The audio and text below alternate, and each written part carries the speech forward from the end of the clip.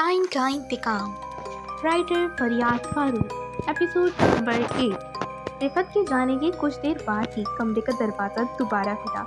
हरीम ने नज़रें उठाकर देखा तो वो आलियान था। हरीम ने नज़रें झुका ली। आलियान आकर हरीम के पास बेड पर बैठ गया। आलियान हरीम से मुखातिब हुआ। देखो हरीम, मैं ना आज बहुत नर्वस हो चुका हूँ। मुझे कुछ समझ नहीं आ रहा कि कैसे सब कुछ अचानक हो गया। अम्मी कहती हैं मुझ पर एक साया था जो शादी के बाद ही मुझसे हट सकता था। सच बताऊं तो मैं बहुत नर्वस हो चुका हूँ। मुझे पता है तुमने भी मेरे लिए अपनी ज़िंदगी का सबसे बड़ा फ़ैसला लिया है। मैं तुम्हारा एहसान के लिए हमेशा शुक्रगुजार रहूँगा कि आज मेरी ज़िंदगी सिर्फ तुम्हारी वजह से है। मुझे शायद हमारी किस्मत में यही लिखा था, पर अब शायद हमें एक नई ज़िंदगी की शुरुआत करनी चाहिए। अब तक क्या हुआ क्यों हुआ, शायद सब कुछ अच्छे के लिए ही हुआ हो, पर अब तुम मेरा आने वाली ज़िंदगी में साथ दोगी ना हरीम? हम हर दुख सुख में साथ रहेंगे, और सबसे पहली बात भरोसा, क्योंकि भरोसे के बिना कोई रिश्ता मुमकिन नहीं। और मुझे पूरा यकीन है तुम कभी कुछ गलत नहीं करोगी, मेरे भरोसे पे पूरा उतरोगी। क्या तुम हमेशा के लिए मेरा हाथ थाम कर रखोगी? आलियान ने अपना हाथ हरीम की तरफ बढ़ाया। देखिए मिस्टर अनीस, हमने बहुत से ऐसे केस देखे हैं जो बहुत हैरानकुन होते हैं, मगर इस केस को लेकर हम बहुत उलझ गए हैं। इंस्पेक्टर इफ्तिखार ने चाय का सिप लेते हुए कहा। क्या मतलब इंस्पेक्टर साहब, कुछ बात खुलकर बताइए। अनीस ने कुछ ना समझते हुए कहा। देखिए मिस्टर अनीस, हमें अब तक 4 लाशें ऐसी मिली हैं जो होती तो नौजवान लोगों की हैं, मगर बिल्कुल बूढ़ी हो चुकी होती हैं। पोस्टमार्टम के मुताबिक इनकी बॉडी से सारी एनर्जी निकाल ली जाती है, वो भी इस तरह के पूरे जिस्म पर कोई निशान, कोई इंजेक्शन या कोई भी साइंसी टेक्निक इस्तेमाल नहीं की जाती। और एक ऐसी लाश भी मिली है जिसके पेट में इतने लंबे और नोकीले नाखून मिले हैं जो डीएनए के मुताबिक इस दुनिया में से किसी जानवर या किसी इंसान के हो ही नहीं सकते। हमने इस केस पर रिसर्च के लिए लंदन से एक खुसूसी एजेंट को भी खुफिया तौर पर बुलाया था, मगर इसकी अपनी मौत बहुत भयानक तरीके से हो गई कि कोई खूनी दरिंदा ही ऐसा कर सकता है। इस एजेंट के जिस्म को कई टुकड़ों में तकसीम कर दिया गया। इंस्पेक्टर इफ्तिखार खामोश हो गया, जबकि अनीस को पूरी बात समझ आ चुकी थी और वो जान गया था इन सब के पीछे आखिर किसका हाथ है। ये केस तो बड़ा ही खतरनाक है। आप एक काम कीजिए, जो नाखून आपको मिले हैं आज शाम को मेरे लैब भिजवा दें। मैं जल्द ही पता लगा लूँगा कि वो नाखून किसका है। अनीस ने कहकर खड़ा हो गया और इसके साथ ही इंस्पेक्टर इफ्तिखार भी खड़े हो गए। हाँ, मैं आपसे वादा करती हूँ, आपके यकीन को कभी ठेस नहीं पहुँचाऊँगी, आपका साथ दूंगी। अब आपके सिवा मेरा कोई नहीं है। हरीम ने आलियान का हाथ पकड़कर जवाब दिया। आलियान और हरीम दोनों के चेहरे पर मुस्कान आ गई, एक नई मुस्कान। हर तरफ अंधेरा छाया हुआ था और यहाँ चारों तरफ सन्नाटा फैला हुआ था। आसिम पर चांद चमक रहा था। तभी से एक अजीब सी रोशनी, बहुत बड़ी किरण लगी जो इस ताबूत पर पड़ी। अचानक से वो एक पत्थर से औरत में बदल गई। इसने अपनी आंखें खोली। वो आज एक बहुत लंबी नींद से जागी थी। इसने अपने दोनों हाथ ताबूत पर मारे। ताबूत का ऊपर का शीशा टूट गया और वो उड़कर हवा में खड़ी हो गई और अगले ही लम्हे छलांग लगाकर जमीन पर आ खड़ी हुई। इसने अपनी आंखें बंद करके खोली तो इसकी आंखें में से स्याही खत्म हो चुकी थी। इसकी आंखें सफ़ेद हो गईं। इसके पाँव पीछे की तरफ मुड़ गए। इसके खुले हुए बाल एक चोटी में तब्दील हो गए। मैं आ गई हूँ बैग खानदान, वापस आ गई हूँ मैं। अब शुरू होगी इंतकाम और नफरत की असली जंग। हा हा हा हा।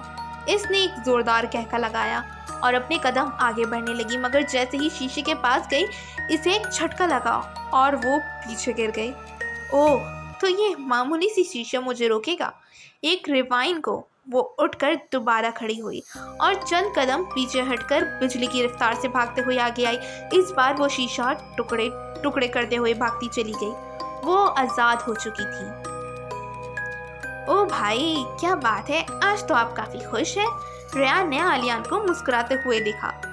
वैसे तुम्हें दूसरों के चेहरे ताकने के बजाय पैकिंग करनी चाहिए, क्योंकि आज घर वापस जाना है, आलियान ने कहा।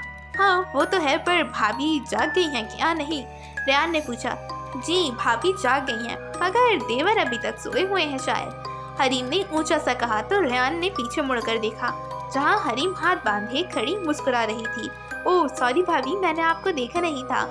अच्छा अब देख लिया ना, अब आप अपना सामान पैक कर लें देवर जी, फिर हमें घर के लिए निकलना है। हरीम ने कहा ओके भाभी, अभी गया। सब वापसी के लिए निकल चुके थे और इस बार एक गाड़ी एक्स्ट्रा थी। रियान और सारा ने आलियान और हरीम फ्रंट पर थे और आयशा बैक सीट पे।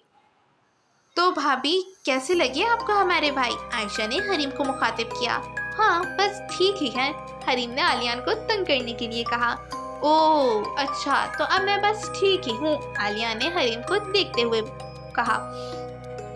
तो और क्या, अपने आप को सुपरमैन समझते हैं क्या? हरीम ने कहा नहीं, सुपरमैन से भी बेस्ट हूँ मैं। तो आलियान ने थोड़ा सीना चौड़ा करते हुए कहा। बस बस ज़्यादा चौड़े ना हो, गाड़ी से बाहर ही गिर जाएंगे। हरीम ने कहा तो आलियान और आयशा दोनों हंसने लगे। तो इसका मतलब एक रात में ही एक दूसरे के साथ काफ़ी घुल मिल गए हैं आप, आयशा ने मुस्कुराते हुए कहा। तभी हरीम को ऐसा लगा जैसे गाड़ी की छत के ऊपर कुछ गिरा हो। मुझे ऐसा लगा जैसे ऊपर कुछ गिरा हो, हरीम ने कहा। वहम होगा भाभी, आयशा ने कहा। हाँ शायद, हरीम ने सोचा, वहम ही है। पता नहीं इस टाइन का चेहरा मेरे दिमाग से कैसे गायब हो गया। बाकी सब तो अच्छे से याद है, बस वो टाइन का चेहरा बिल्कुल धुंधला धुंधला सा याद आता है, अनीस ने दिमाग पर जोर डालते हुए कहा।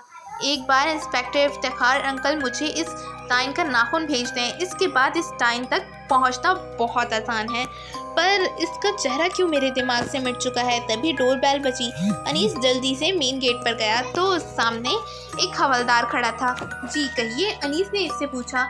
जी मुझे इंस्पेक्टर इफ्तिखार ने ये नाखून देने के लिए भेजा है, इसके हाथ रखा गया था। जी मुझे इंस्पेक्टर ने ये हिदायत दी है कि ये नाखून आपको फ़ौरन देकर आना है, क्योंकि खूनी निहायत ही शातिर है। हवलदार ने पैकेट अनीस को दिया और चलता बना। अनीस ने डोर बंद किया और अंदर आ गया। इफ्तिखार अंकल ने कहा था नाखून काफ़ी बड़ा है, मगर ये इतने बड़े तो नहीं है। अनीस ने सोचा, नहीं ये नहीं हो सकता, नहीं हो सकता। सायरा गुस्से से चिल्लाते हुए बोली। वो जैसे ही कार से बाहर आई थी, इसकी चोटी छोटे बालों में तब्दील हो गई, इसकी आंखें नॉर्मल हो गईं और इसके नाखून भी नॉर्मल हो चुके थे, और कई बार कोशिश करने के बावजूद वो कुछ नहीं कर पा रही थी। मेरी ताकतें नहीं जा सकती, मुझे मेरे अपनों को बचाना है, इन्हें असली खतरे के बारे में बताना है। सायरा ने बहुत कोशिश की, मगर वो टाइम नहीं बन पा रही थी। अगर ताकतें नहीं तो क्या हुआ, मैं फिर भी वहाँ जाऊँगी और अपना इंतकाम लेकर रहूँगी। सायरा गुस्से से चिल्लाते हुए जंगल से बाहर के रास्ते की तरफ भागने लगी। वो डाइन थी और इसके भागने की रफ्तार बहुत तेज़ होती, मगर आज वो डाइन नहीं थी, पर इसका इंतकाम और गुस्से से भरा चेहरा इसे ताकत दे रहा था। कुछ देर में वो जंगल से बाहर आ गई और भागते भागते बैग हवेली तक पहुंच गई। सायरा ने कुछ देर रुककर सांस लिया और भाग के हवेली के बड़े दरवाजे तक पहुंची, जहां 2 चौकीदार खड़े थे।